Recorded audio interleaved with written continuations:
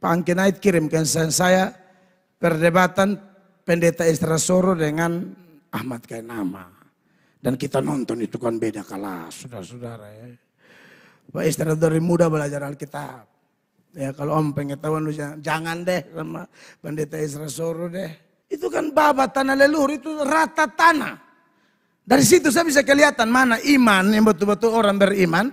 Dengan yang dulu katanya Kristen, tinggalkan Kristen. Yang saya maksud bukan dia punya iman palsu dulu waktu dalam Kristen. Kalau iman yang sekarang saya tidak sentuh di situ, itu urusan orang.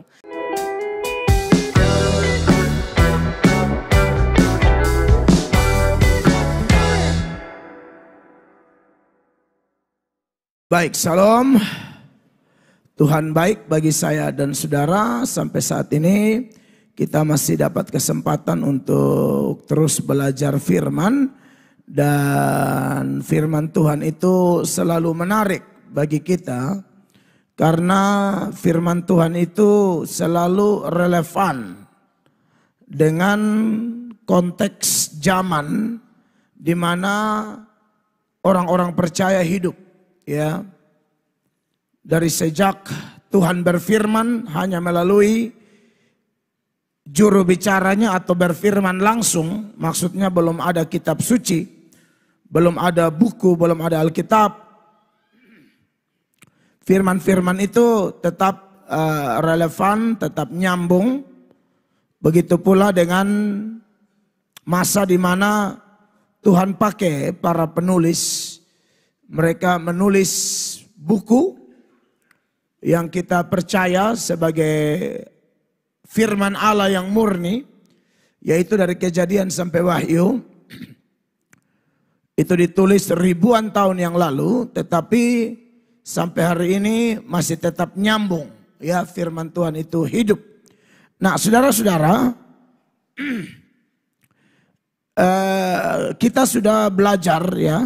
Surat 2 Timotius di pasalnya yang pertama kita sudah belajar ayat 1, ayat 2, ayat 3 dan ayat 4. Minggu lalu mau bahas ayat 5, waktu tidak memungkinkan. Maka hari ini saya ajak kita baca ayat 5-nya sama-sama ya. 2 Timotius 1 ayat 5 sama-sama 1, 2, 3. Sebab aku teringat akan imanmu yang tulus ikhlas. Yaitu iman yang pertama-tama hidup di dalam nenekmu Lois dan di dalam ibumu Eunike, dan yang aku yakin hidup juga di dalam dirimu. Jadi kalau kita melihat ayat ini maka pokok utamanya adalah bicara tentang iman. Ya, kita bersyukur sebagai orang Kristen kita memang dididik, diingatkan bahwa kita selamat ini hanya karena iman. Dan saya sudah pernah sampaikan kepada jemaat bahwa iman itu kalau dikategorikan itu ada 3 jenis. Ada yang namanya saving faith atau iman yang menyelamatkan. Ada yang namanya practical faith. Itu iman yang praktis yang berkaitan dengan kehidupan sehari-hari. Dan ada yang namanya historical faith. Iman yang berkaitan dengan sejarah. Ya. Kalau saving faith, saudara-saudara, iman yang menyelamatkan, itu dasar ayatnya banyak. Di antaranya ada Efesus pasal 2, mulai ayat 8, di mana ayat itu mengingatkan kita bahwa sebab karena kasih karunia, kamu diselamatkan oleh iman. Itu bukan hasil usahamu, tetapi pemberian Allah. Ya, jadi ini iman yang menyelamatkan.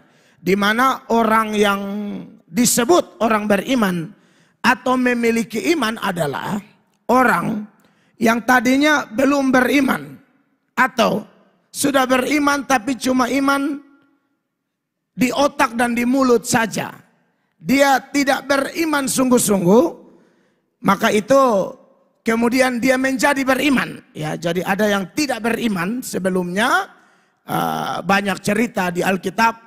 Orang-orang yang tadinya tidak beriman, tapi kemudian menjadi beriman. Seperti kepala penjara Filipi. Ya, itu tadi tidak percaya Yesus sama sekali itu. Tapi kemudian ketika dia melihat perkara ajaib. Paulus dan Silas penjara Filipi, jam 12 malam menaikkan himne, puji-pujian kepada Allah, lalu terjadi mujizat. Ya, itu di Kisah Para Rasul 16.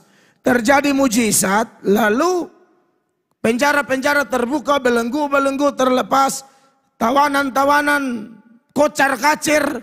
Dia pikir tawanan melarikan diri. Konsekuensinya saudara tahu, zaman pemerintah Romawi, kepala penjara, petugas penjaga penjara dan semua tim itu seperti sekarang lapas. Itu berani tahanan bebas, konsekuensinya itu mati, saudara-saudara. Bukan sekedar dipecat, bisa sampai level dihukum mati.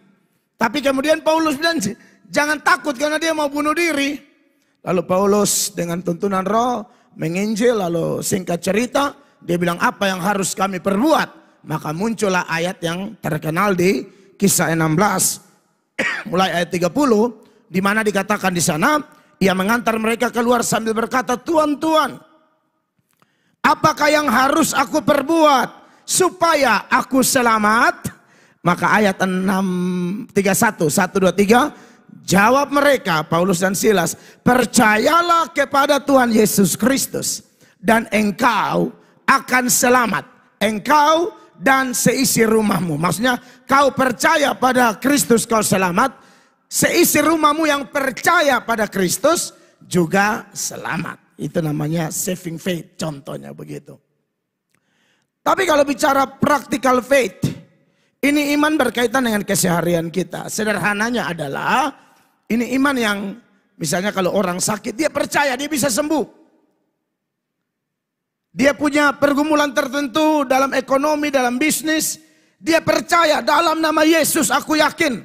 Tiba-tiba Tuhan buka jalan. Atau dia sudah menikah belum ada anak. Tapi dia percaya dalam nama Yesus saya akan ada anak.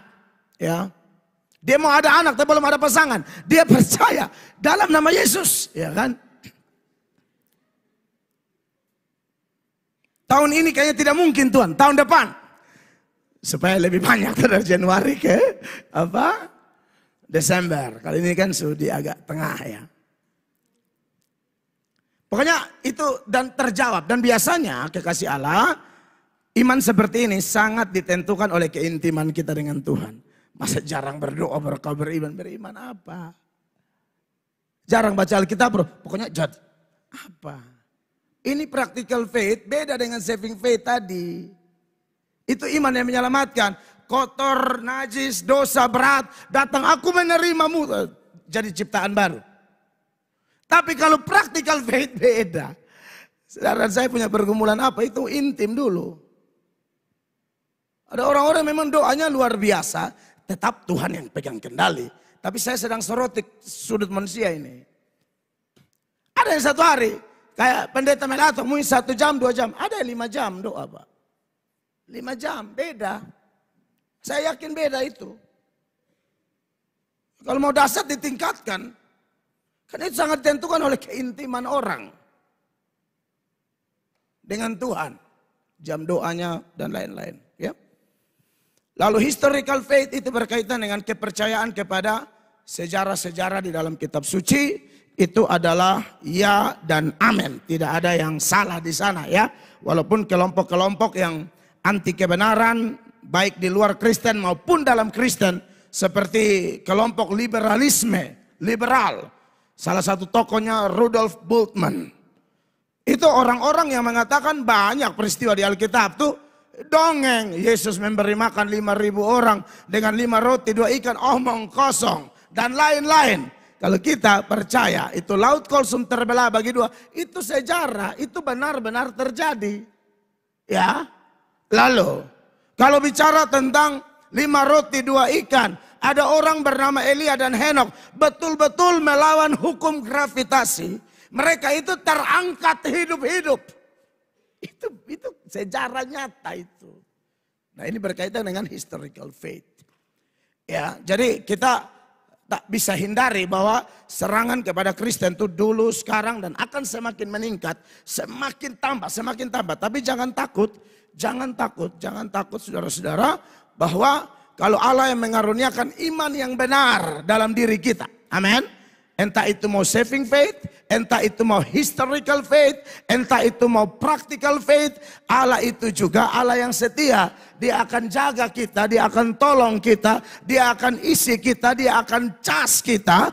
Sehingga saya dan saudara tambah hari tambah kuat, tambah hari tambah kuat. Amin.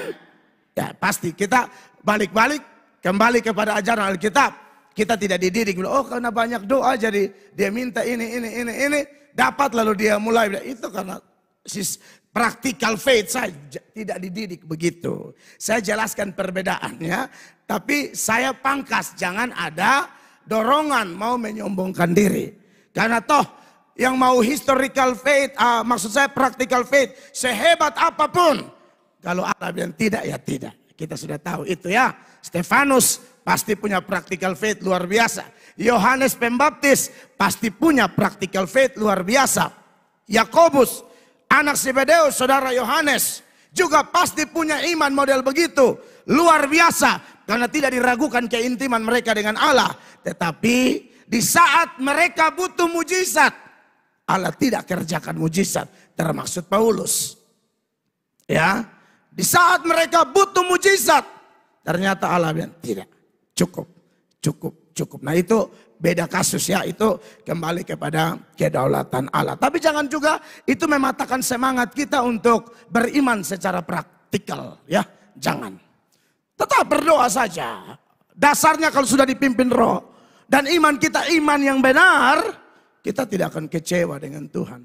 Kita tidak jadi orang yang marah-marah lalu berkata, wah, kita sudah dengar khotbah, saya sudah buat loh. Saya sudah doa gini loh Pak, saya udah puasa loh Pak. Saya begini. Saya paling panas dengar orang begitu. Mungkin pengajarannya di gerejanya, sorry to say, tidak lengkap.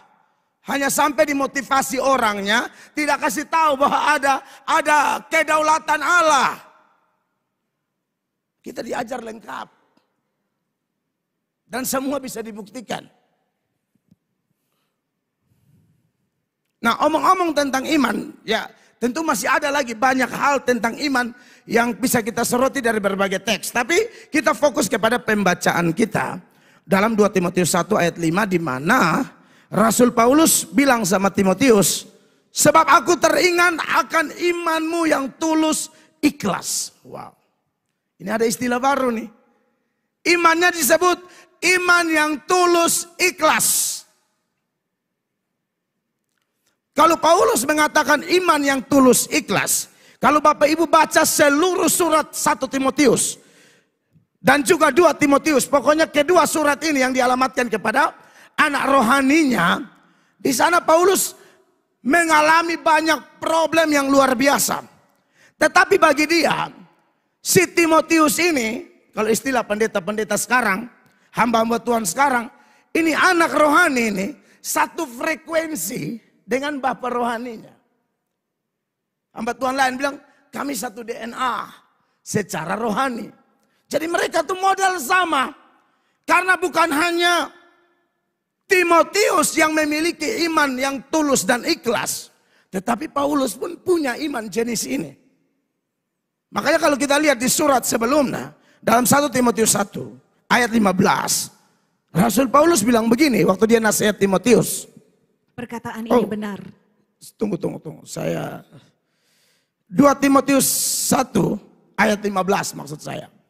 Engkau tahu bahwa semua mereka yang di daerah Asia kecil. Tunggu Kak, tunggu. Oh, saya salah ayat di sini ya. Semoga saya dapat dengan cepat. 1 Timotius 1 ayat 5 maksud saya. Paulus bilang begini, saudara-saudara. Tujuan nasihat itu ialah kasih yang timbul dari hati yang suci, dari hati nurani yang murni, dan dari iman yang tulus ikhlas. Iya, jadi Paulus menasihati anak didiknya banyak hal fondasinya. Salah satunya adalah iman yang tulus ikhlas. Dan sekarang dia puji iman dari Timotius. Dia bilang iman kamu itu, puji Tuhan, iman yang disebut iman yang tulus ikhlas. Saudara-saudara, kalau kita lihat 2 Timotius 1 ayat 5 ya, iman yang tulus ikhlas ini. Ini sebenarnya Paulus mau kontraskan dengan iman yang tidak tulus. Jadi kalau ada iman tulus ikhlas, itu artinya bahwa ada iman yang tidak tulus ikhlas. Anak rohani atau pendukung-pendukung pelayanan Paulus itu banyak. Tapi setelah Paulus lihat, Paulus filter, Paulus bilang, woi, tidak semua tulus ikhlas. Tidak semua punya iman tulus ikhlas. Tapi imanmu, iman tulus ikhlas. Karena ternyata dari begitu banyak anak didik atau orang yang awalnya mendukung Rasul Paulus, itu banyak yang tinggalkan Paulus. Bahkan ada yang tinggalkan sambil menyerang Paulus lagi.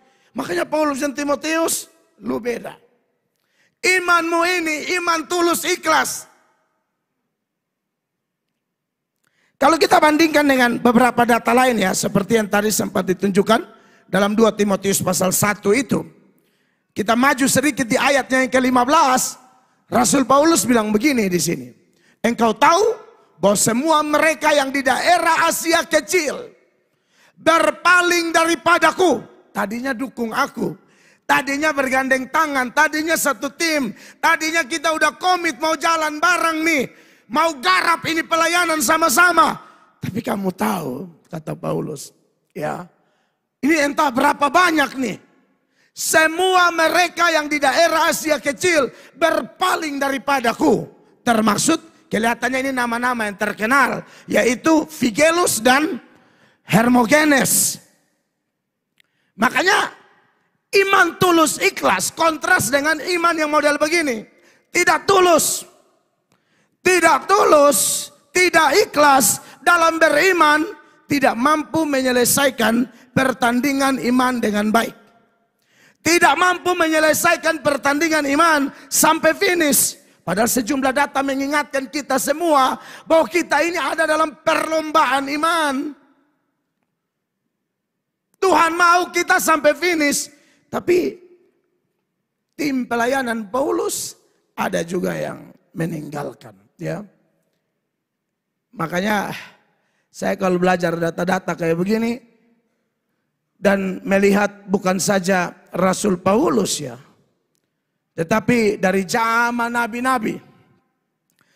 Seperti Elia itu depresi karena Elia bilang apa? Hanya aku sendiri Tuhan.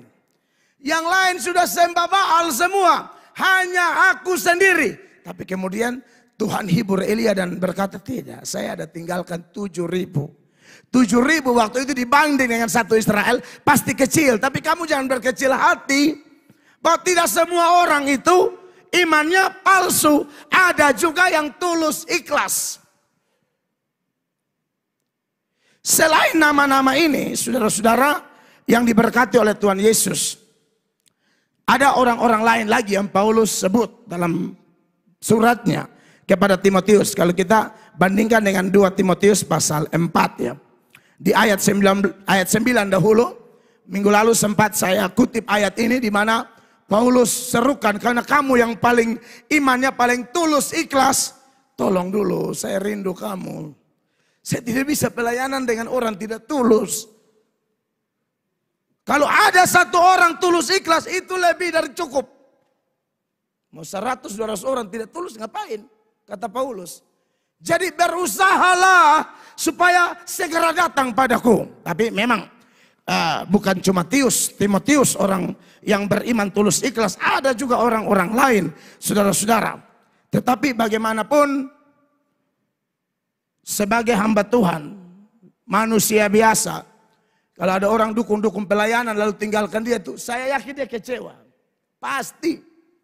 Tapi positifnya atau luar biasanya, contoh teladan Paulus ini ialah bahwa dalam pelayanan adalah suatu keadaan yang mengecewakan. Tapi itu tidak membuat kemudian stop pelayanan atau jatuh mental. Oh tidak. Saya tetap akan maju terus. Nah, ini luar biasa. Ya memang pelayan harus begitu. Tadi saya kedatangan tamu. Saya terima tamu sampai jam berapa tadi? 6 lewat kali. Untuk saya mesti siap-siap datang pelayanan. Jadi datanglah. Mereka adalah orang-orang yang tidak jerah, tidak gereja di sini, dari gereja lain. Mereka tidak jerah untuk menjadikan saya mitra, begitu ya. Padahal mereka sendiri sudah tahu, berkali-kali sudah oke. Satu hari sebelum KKR, pembatalan terjadi.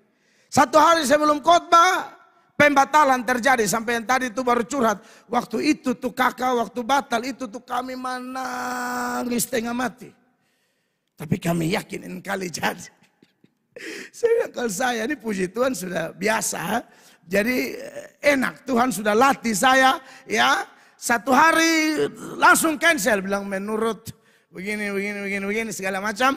Akhirnya cancel. Saya bilang cancel begitu, saya percaya pasti ada rencana Tuhan di situ. Tidak bisa kita salahkan keadaan terlalu. Walaupun sebagai manusia awal dengar begitu atau alami itu semua kecewa, sempat bertanya-tanya mengapa dan mengapa. Tapi nanti kalau kita terus ingat Tuhan, ingat firman-Nya, bukan saja yang kita baca dan kita dengar, yang pernah kita khotbahkan. Oh, itu lebih kuat. Ini kita ini masalahnya bukan hanya baca Alkitab atau dengar khotbah, berkhotbah. Ya kan? Jadi pasti ada kekuatan dari Tuhan, begitu ya. Berusahalah supaya segera datang kepadaku. Kenapa? 10. Karena Demas telah mencintai dunia ini dan meninggalkan aku. Ya. Ia telah berangkat ke Tesalonika, Kreskes telah pergi ke Galatia dan Titus ke Dalmatia. Iya. Tapi yang paling masalah di sini Demas, kalau Titus dan lain sebagainya itu tidak ada masalah di situ ya. Tetapi dalam surat ini Rasul Paulus bilang, Demas telah mencintai dunia ini dan meninggalkan aku. Mungkin ini salah satu penyebab orang tinggalkan pelayanan. Orang lari dari komitmen. Tuhan dan firman-Nya itu pasti punya kuasa menjauhkan kita dari dunia. Amin, saudara. Ulang, Tuhan dan firman-Nya pasti punya kuasa menjauhkan kita dari dunia. Tapi ingat sebaliknya. Dunia seringkali menjauhkan kita dari Tuhan dan firman-Nya. Kalau su omong Tuhan dan firman ini su omong banyak hal di dalam. Komitmen lah, segala macam, kekudusan, ya ketulusan. Semua bisa bergeser hanya gara-gara dunia. Gerhana apa tuh yang saya lupa? Gerhana apa? Gerhana matahari atau gerhana bulan yang bikin, pokoknya bumi di antara mereka itu gerhana apa? Bumi di antara bulan dan matahari gerhana apa ya? Kakak dong, tolong. Kalau saudara tahu saya apa-apa, memang dosa juga. Tapi dari bagian banyak mahasiswa dan guru yang saya lihat, biasanya sebut nama supaya Pak Guru dan jangan malu. Pokoknya bumi ada di antara matahari dan bulan. Gerhana bulan kok. Soalnya kan ada gerhana matahari, ada gerhana bulan. Kalau yang posisinya posisinya bola bumi buat planet nih, dia di antara betul, kok omong. Oh iya betul ya bisa. Di antara matahari dan bulan. Gerhana bulan dia nama kok. Gerhana bulan. Gerhana bulan itu terjadi karena ada bumi dunia ini pele. Sehingga bulan kelihatan gelap. Kita juga tidak bisa bersinar kalau dunia ada di antara kita dan Tuhan. Jadi tadi ke tempat tengkar nih ini urusannya ini saja. Saya takut penggambarannya salah karena live.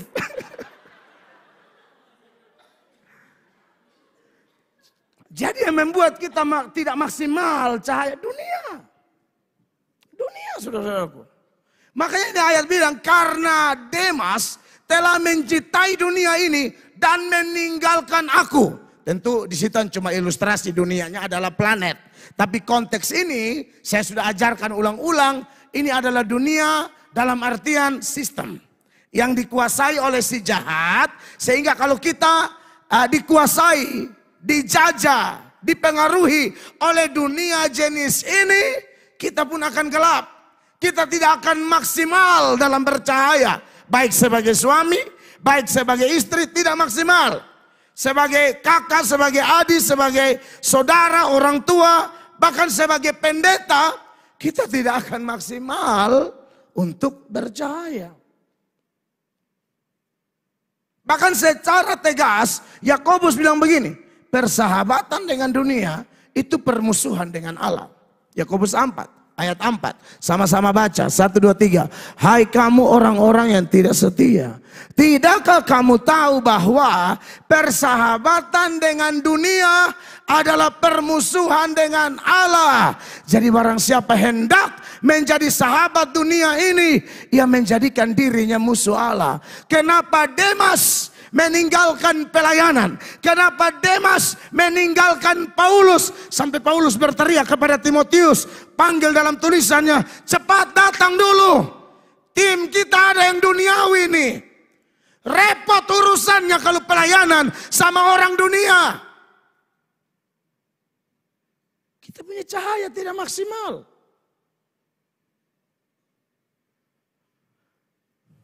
Makanya kekasih-kekasih Tuhan, sebagai orang Kristen, sebagai orang percaya, dari pelajaran Paulus memuji iman yang tulus ikhlas yang ada pada Timotius. Mau kasih ingat kita bahwa ada juga orang-orang yang imannya tidak tulus ikhlas. Oleh karena itu jemaat terkasih, saya tidak tahu dengan iman kita. Pokoknya intinya harus tulus ikhlas lah. Supaya kita bisa jadi terang maksimal. Banyak yang kalau iman tidak tulus ikhlas, wah mundurnya bisa mundur parah sampai jahat seperti Demas begitu. Dalam 2 Timotius 4 itu ayat 10. Tapi puji Tuhan ya, ada orang-orang lain seperti Titus, ya, Kreskes, ayat 11. Hanya Lukas yang tinggal dengan aku. Jemputlah Markus dan bawalah ia kemari, karena pelayanannya penting bagiku. Iya, ada Lukas, ini dokter Lukas ya, penulis Injil Lukas. Lalu ada Markus juga, dipercaya penulis Injil Markus juga. Tapi Markus ini pernah ada masalah. Tapi puji Tuhan kalau masalahnya kayak Markus ini tidak ada masalah. Ujung-ujung Paulus bilang, bawalah ia kemari, karena pelayanannya penting bagiku. Memang tidak jelas ya, Paulus ini pernah kecewa sama Markus gara-gara alasan apa. Maksudnya detailnya seperti apa. Tapi secara garis besar, ada sebuah pelayanan. Di sana Markus meninggalkan Paulus. Jadi ketika suatu saat Markus kembali ke pelayanan, Barnabas mau bawa Paulus. Tapi akhirnya Barnabas dan Paulus ini yang tadinya kawan baik, bertengkar cukup hebat gara-gara Markus. Karena Paulus bilang tidak bisa orang model kayak dia timbul tenggelam. Sebentar muncul, sebentar tidak. Sebentar semangat, sebentar tidak. Sebentar tabakar, sebentar bayu. Mereka cukup bertengkar hebat itu. Datanya ada di Kisah Para Rasul ya. Pasalnya yang ke-13. Ini karena ngomong tentang orang-orang yang tidak tulus dan yang tulus. Tapi ada juga yang sempat bermasalah. Tapi bersyukurnya bangkit. Ini ada poin tengahnya. Ada yang tulus, ada yang tidak tulus. Ada yang sempat bermasalah. Ya saya tidak bisa menyebut tidak tulus. Mungkin ada satu dan lain hal yang mungkin kita perlu beri waktu untuk gali sedikit malam ini. Ya, yaitu Markus, saudara-saudara. Paulus bilang, jemputlah Markus dan bawalah ia kemari. Karena pelayanannya penting bagiku. Padahal dulu Paulus paling jengkel dia nih. Bisa ya, ada orang yang Paulus dulu tidak suka. Anaknya mungkin belum stabil, masih terlalu muda atau bagaimana. Ya Paulus bilang, aduh. Dulu saya jengkel dia, tapi sekarang dia penting. Tapi sekarang saya butuh dia. Saudara lihat latar belakang masalahnya. Di dalam Kisah pasal 15. Ayatnya yang ke-37. Kisah 15 mulai ayat 37, perhatikan. Barnabas ingin membawa juga Yohanes yang disebut Markus. Terus, Tetapi Paulus dengan tegas berkata bahwa tidak baik membawa serta orang yang telah meninggalkan mereka di Pamfilia dan tidak mau turut bekerja bersama-sama dengan mereka. ada masalah di situ. Dulu Markus nih tiba-tiba mungkin sudah komitmen. Lalu ini kan bikin patah semangat orang. Kita sudah oke nih mau jalan. Tiba-tiba lu bilang mundur, ini kan bingung juga sebagai manusia. Untung Paulus ini memang Roh Kudus pimpin, jadi di tengah kekecewaan pun tetap maju. Ada orang yang tidak dipimpin Roh Kudus atau kurang dewasa iman, dia ikut aja arus kekecewaan. Ini tidak, dia lawan arus. Ya sudahlah, maju. Tapi gara-gara di kemudian hari Barnabas ngotot bawa Markus, Paulus aduh tidak bisa.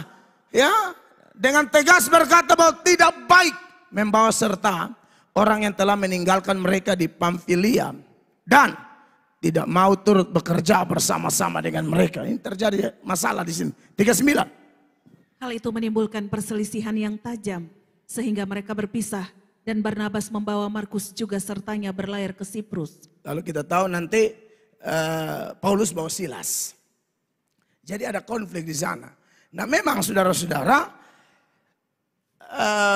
perpisahan ini terjadi waktu itu Paulus persoalkan yang Markus tinggalkan mereka ini di Kisah 13 ayatnya yang ke-13. Itu ayat bilang begini, lalu Paulus dan kawan-kawannya meninggalkan Pafos dan berlayar ke Perga, ya, di Pamfilia. Tetapi Yohanes ini yang Yohanes Markus ya, Markus.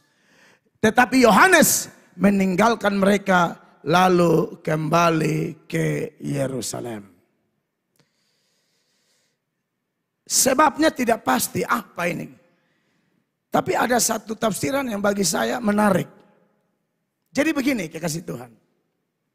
Di awal pertobatan Paulus, yang endorse Paulus itu Barnabas.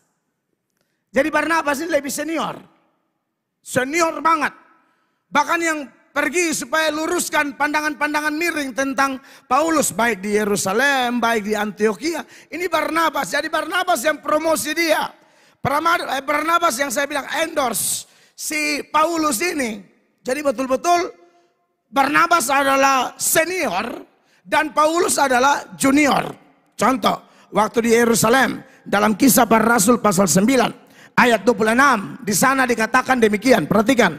Setibanya di Yerusalem, Saulus mencoba menggabungkan diri kepada murid-murid, tetapi semuanya takut kepadanya karena mereka tidak dapat percaya bahwa ia juga seorang murid. Ini awal pertobatan Paulus, kan dia bertobat di pasal 9 tuh. Ini masih pasal 9, ayat 1 sampai ayat 4 dan seterusnya. Tahu-tahu mau gabung, orang tidak bisa percaya, ini mantan penjahat. Ya. Orang tidak bisa percaya bahwa ini betul atau tidak. Itu seperti ibu gembala awal pacaran dengan saya. Ibu gembala mama juga, saya punya mama mantu, almarhumah. Dia tidak bisa percaya. Karena yang dari Kupang sini telepon. Itu tuh nakal berat. Mama hati-hati. Jadi mam tua tidak mau percaya. Hati-hati lu, jangan bilang pendeta-pendeta. Tujuh malam dia foya kok dia cek dulu. Jadi orang tidak bisa percaya Paulus pada waktu itu. Tetapi ayat 27 Barnabas bantu. Oh tidak, ini orang baik. Dia bertobat betul nih. Dia pelayanan benar. Tetapi Barnabas menerima dia dan membawanya kepada rasul-rasul dan menceritakan kepada mereka bagaimana Saulus melihat Tuhan di tengah jalan. Dan bahwa Tuhan berbicara dengan dia dan bagaimana keberaniannya mengajar di Damsik dalam nama Yesus. Iya, jadi memang yang promosi. Ya, Paulus awal itu Barnabas. Jadi Paulus itu awal dibawa kepemimpinan Barnabas, kira-kira begitu. Di Antioquia lagi masih ada masalah. Barnabas tetap bela Paulus.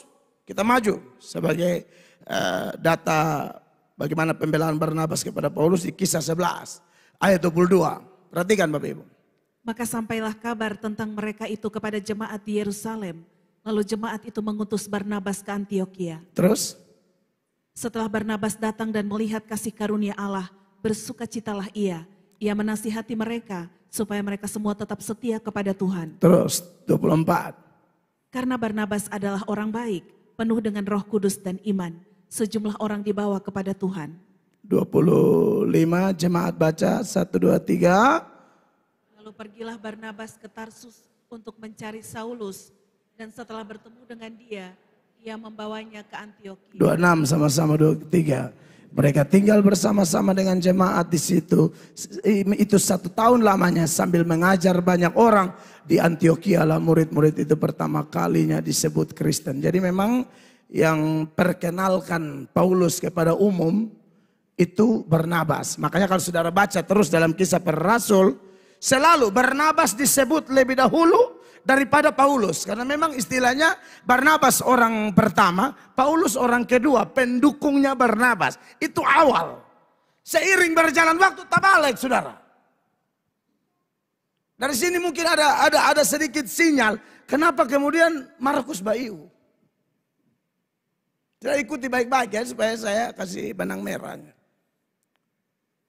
Makanya saudara-saudara dalam beberapa catatan misalnya dalam Kisah 11. Ayat 30 ada beberapa data, saya munculkan beberapa saja. Hal itu mereka lakukan juga dan mereka mengirimkannya kepada penatua-penatua dengan perantaraan 2 nama. Tapi Barnabas disebut duluan. Barnabas dan Saulus. Wajar dong, orang beta yang bantu promosi lu. Jadi kalau penyebutan nama dahulu dalam kasus-kasus seperti ini, itu memberikan indikasi bahwa memang ini pemimpinnya. Kelihatannya memang Markus lebih nyaman dengan Barnabas. Sampai tadi ayat yang bermasalah saja Barnabas ngotot bawa Markus. Akhirnya Paulus marah, tidak boleh bawa dia. Tapi dia memang lebih cenderung di pihak Barnabas kira-kira begitu. Ya. Itu kalau di gereja-gereja tertentu ada yang begitu. Ada. Saya lihat. Perpecahan gereja juga bisa terjadi hanya gara-gara orang pertama, orang kedua. Gereja. Lu lebih cenderung kemana? Wah ini bahaya ini, begini dalam gereja tidak boleh. Saya lihat beberapa gereja begitu. Beberapa sinode begitu. Hanya baku rampas posisi, hanya mau bikin gap, lu lebih pro siapa? Aduh kita sudah kayak politik. Kita sudah kayak orang politik yang bikin gap-gap, bikin gerbong masing-masing. Makanya di Kisah 12 ayat 25 dibilang begini. Kisah 12, 25 Bapak Ibu. Barnabas dan Saulus kembali dari Yerusalem. Masih nama Barnabas yang menonjol di situ, dia disebutkan dahulu. Setelah mereka menyelesaikan tugas pelayanan mereka, mereka membawa Yohanes yang disebut juga Markus. Iya, ini Markus masih ikut karena pemimpinnya masih Barnabas. Kenapa mereka dekat? Mereka dua ini keluarga.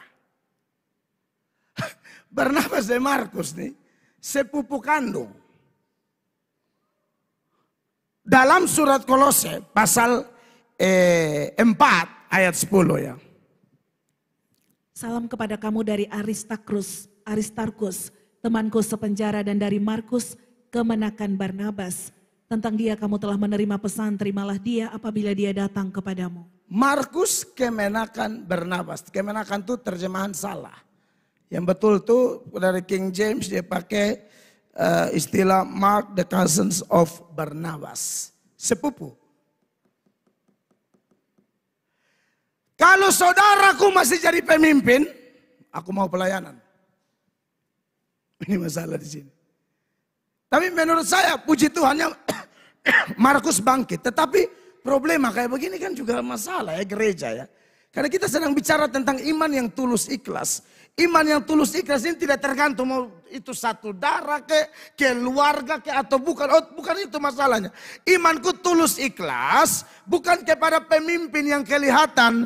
Imanku tulus ikhlas bukan kepada mentor atau gembala sidang. Imanku tulus ikhlas kepada Tuhan Yesus. Sehingga mau pelayanan di mana saja, kerabat atau bukan, karena tulusnya ke atas, maka tidak ada model begini. Kalau masih Barnabas yang pimpin, Markus bilang aman, sepupu. Tapi seiring berjalan waktu, Tuhan memang balik keadaan. Paulus yang memimpin. Barnabas jadi orang nomor 2. Ini mulai muncul di Kisah pasal 13 tadi. Ayat 13 di mana Markus tinggalkan mereka. Persis ketika ada perubahan posisi itu ya. Lalu Paulus dan kawan-kawannya. Di sini sebenarnya Barnabas juga ada. Tapi Barnabas tidak disebut lagi. Barnabas masuk di grup kawan-kawannya. Makanya kalau Anda baca terus pasal 13, Barnabas ada di dalam. Karena mungkin Barnabas tidak lagi menjadi orang nomor 1. Markus bilang, saya tidak mau. Saya tidak mau pelayanan begini. Kalau bepung kakak yang pimpin jadi. Kalau Paulus biar saja. Nah ini kan tidak tulus saudara-saudara.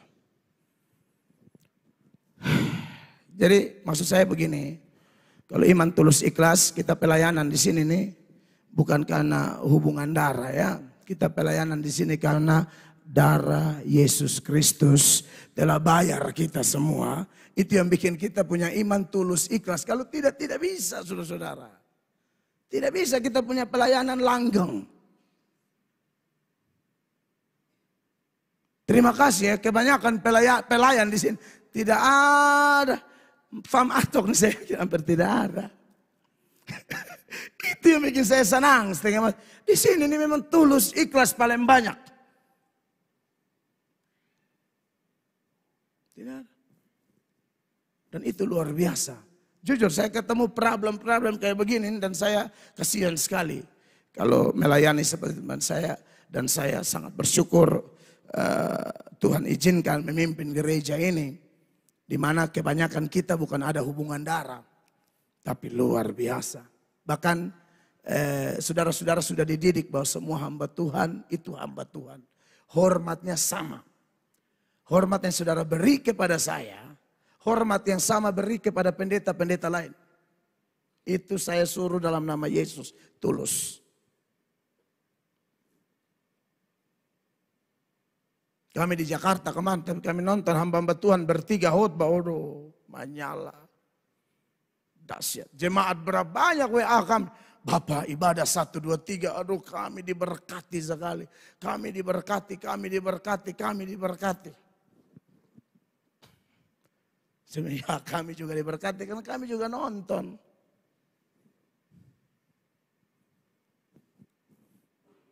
Luar biasa. Nah itu jemaat yang baik. Itu tim pelayan yang baik. Itu harus kita jaga terus ya saudara-saudara yang diberkati oleh Tuhan Yesus. Sehingga kita semua menjadi orang-orang yang murni. Tetapi puji Tuhan lah. Akhirnya Markus sadar. Makanya Paulus bilang mungkin pertobatannya juga tidak diceritakan. Tapi dengan adanya pemanggilan Rasul Paulus terhadap Markus. Bawa dia. Pelayanannya penting bagiku. Mungkin Markus sudah tambah dewasa. Tidak lagi melayani yang lihat-lihat orang. Siapa yang pimpin, siapa yang pimpin. No, dia lihat Tuhan Yesus sekarang. Paulus bilang, oke ini sumatang. Bawa orang begini ini enak nih. Kita punya pekerjaan ini kan. Pekerjaannya besar. Ini proyek vertikal. Tantangan juga besar. Kalau melayani dengan orang tidak tulus. Aduh amburadul pelayanan.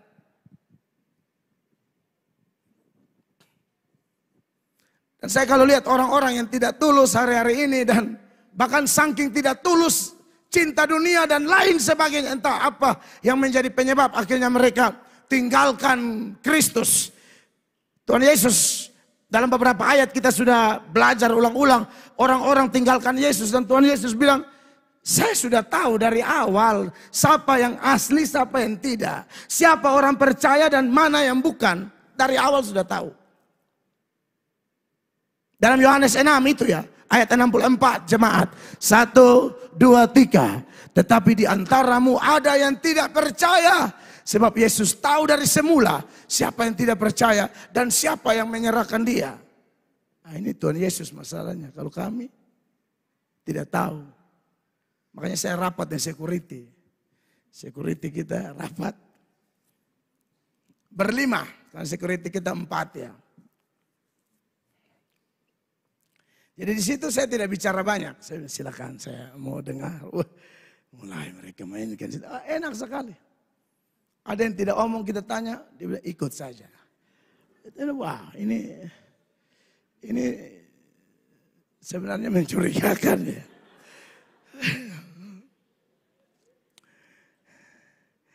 Ya, ikut saja, itu biasa di tengah jalan udah bilang begini, sebenarnya saya mau omong itu kan. Padahal itu kapan tuh saya memilih tidak omong ya. Sementara duduk roti bakar keluar. Ini kurang di apa coba kalau servis begini, saudara. Semua yang terbaik. Saya bilang silakan dari hati ke hati.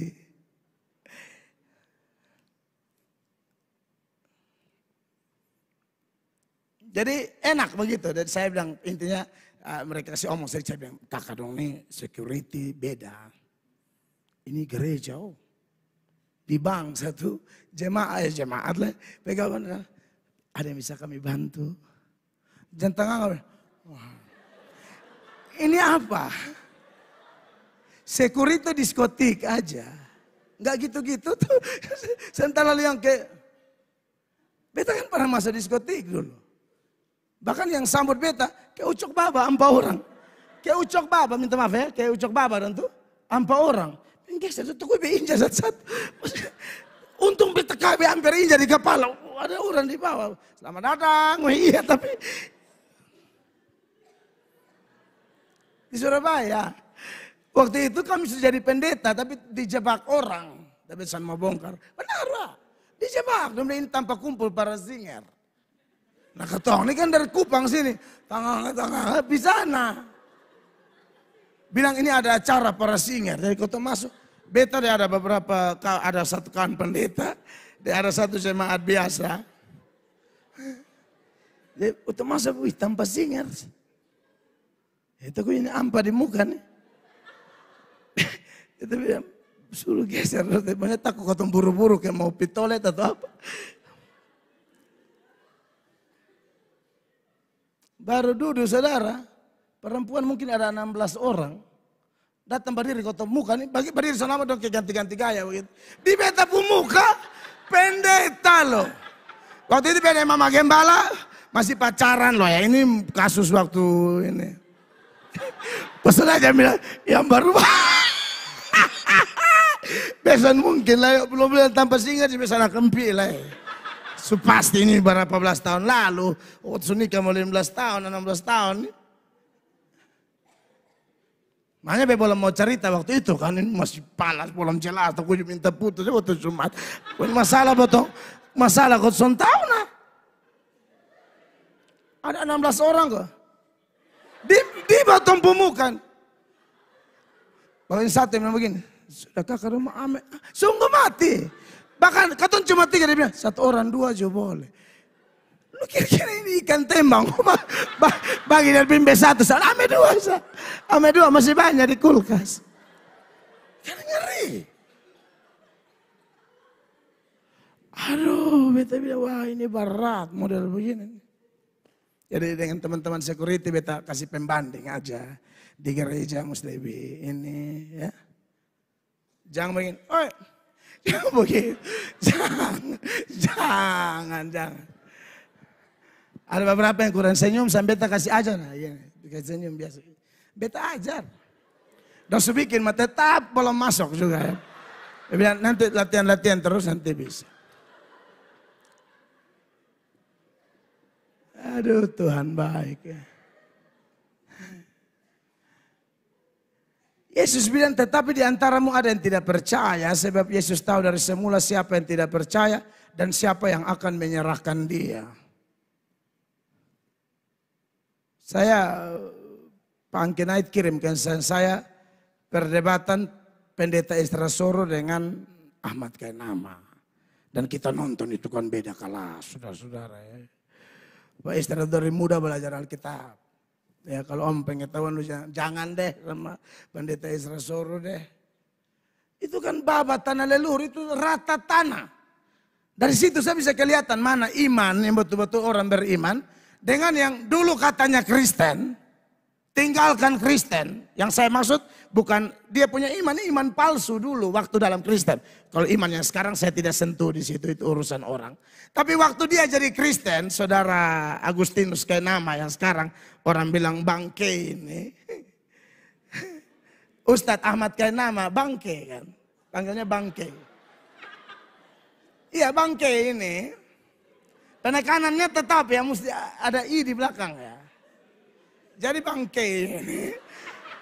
Bangke ini, saudara. Tema historical Jesus.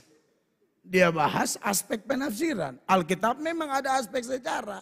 Dan kalau omong aspek sejarahnya Alkitab. Sejarahnya Alkitab seperti historical faith. Tadi jelas. Yesus itu mati. Dan bangkit. Saksinya 500 orang lebih Paulus bilang. Dan yang paling terakhir, yang paling prematur, kata Paulus saya. Saya ini paling tidak layak loh, saya hantam dia. Saya serang ajarannya, dia datang menghampiri saya. Dia mati, dia bangkit, dan itu inti Injil. Jadi saya ada nonton, saya ada Ibu Gembala antrian di Garbarata. Antri panjang nonton. Wih, ini beda kelas, ini jauh. Makanya kita perlu punya iman yang tulus, ya. Belajar sungguh-sungguh karena iman juga bertumbuh dari pendengaran akan firman Allah. Sehingga kita tidak menjadi orang-orang yang pertontonkan kebohongan, kepalsuan, ketidaktulusan, kemunafikan. Ngaku-ngaku saya dulu pendeta, ngaku-ngaku dulu saya aktivis gereja, ngaku-ngaku dulu saya Kristen paham segala macam. Semua data yang dia munculkan itu data-data yang menurut sejarah gereja itu data yang tidak dipercaya oleh orang Kristen. Mau kawan-kawan dari Turim lah, ya Pilatus Delicti apa segala macam. Bohong semua itu Kristen memang tolak.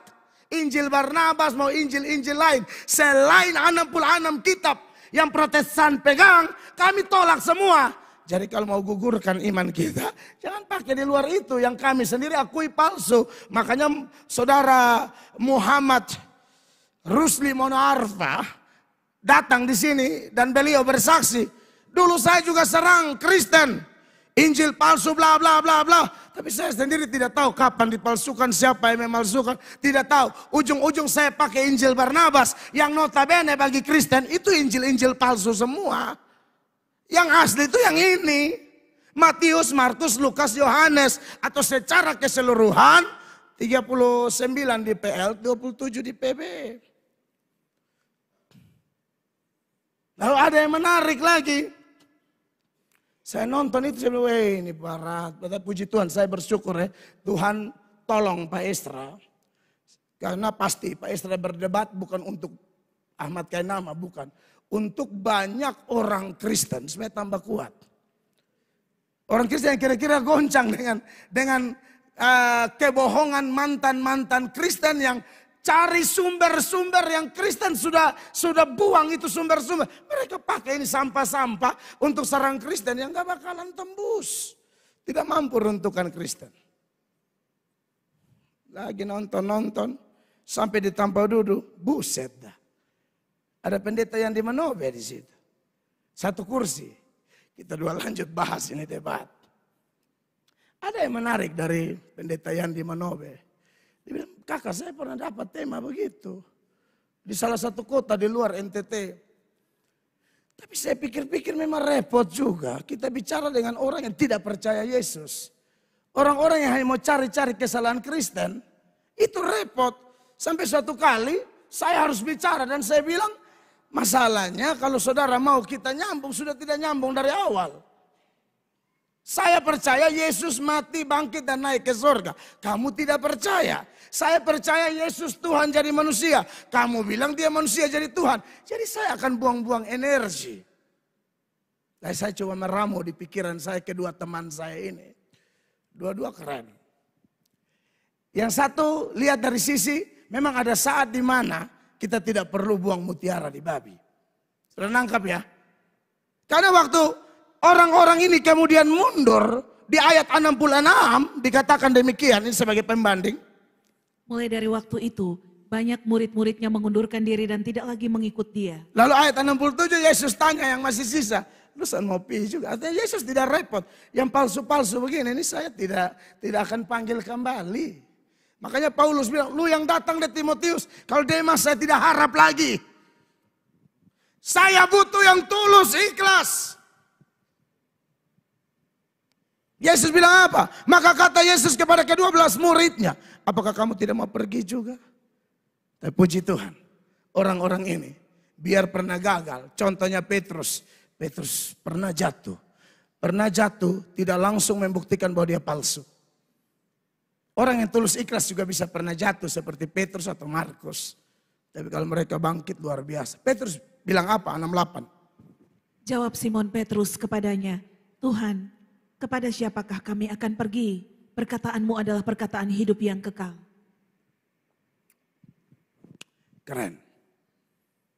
Tuhan mungkin, ya tafsirannya pasti luas. Kalau saya melihat sepintas, Tuhan mau tes, ini semua tinggalkan saya. Kalian sisa nih mau tinggalkan saya juga. Aduh tidak, Tuhan mau kemana lagi. Luar biasa. Ini orang yang tidak terpengaruh dengan arus. Orang banyak-banyak tinggalkan Yesus loh. Ini kan kasus 5.000 orang yang makan 5 roti 2 ikan. Nah yang tinggalkan kemungkinan ribuan. Sisa 12 dan tidak pergi juga. Tidak. Kami yakin kebenaran ada padamu. Amin. Iya kan? Tapi Tuhan Yesus juga tidak pergi panggil yang mundur-mundur. Tak usah buang mutiara di babi. Makanya pendeta Yandi bilang sama saya, kalau kasus begitu Pak ada waktu di mana memang kita tidak bisa buang-buang energi. Tapi yang dilakukan oleh Pak Estra adalah demi kepentingan bukan orang ini. Jadi dua-duanya digabungkan. Bahwa orang-orang dengan talenta seperti mereka ya tak terhindarkan. Kita banyak berdoa buat kawan-kawan kita. Supaya kita sama-sama bangkit, sama-sama maju. Tadi tim yang datang saya bilang, saya ini sudah sampai level belajar gitu loh. Kalau dulu-dulu kayak emosi-emosi bodoh yang sebenarnya perlu, yang hanya merugikan. Aduh saya belajar untuk tidak mengulangi atau tidak jatuh di lubang yang sama. Karena saya memang hari-hari ini sedang berusaha cari kawan tambah banyak. Itu target saya. Apalagi namanya pendeta, hamba Tuhan, cari kawan tambah banyak. Mau sinode manapun buat tambah kawan. Demi kepentingan Injil Kristus. Amin. Karena dunia butuh ketong. Kita terang dunia, saudara. Ini bukan kesemakan puji kita. Dunia memang butuh kita. Butuh kita pun cahaya, butuh kita pun tuntunan. Kan cahaya itu menuntun. Kalau senter itu menuntun. Cahaya itu menuntun. Kita ini menuntun orang. Kita ini bintang-bintang yang bercahaya. Ya, saya pikir, saya sudah sampai level, buat mencari kawan saya. Kecuali yang sesat-sesat parah, ya itu saya pasti tidak tinggal diam juga. Tetapi kalau kawan-kawan pendeta yang kayak hanya mungkin keselip lidah atau apa ya, kita sifatnya menasihati dengan kasih saja. Begitu, ya. Aduh, ini masih panjang ini ayat nih.